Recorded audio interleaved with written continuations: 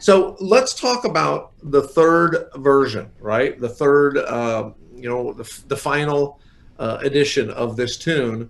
Tell us a little bit about that, a little bit about, some of the things to look for as we're listening to this one. Sure.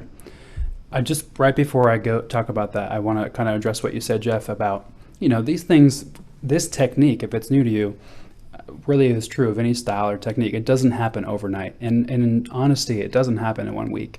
As I said, I spent months working on picking patterns before I ever learned my first tune, and so everybody's different in the length of time it takes them. So if you're new to fingerstyle, hang in there. All this stuff from this week and following up with Joe Robinson next week too. I mean, these are things you can take with you on your path as you keep working on fingerstyle beyond the camp. But in terms of level 3, to get back to back on track here, even maybe more syncopation, more anticipations, and one of the big differences I think here is I added in quite a few more chords.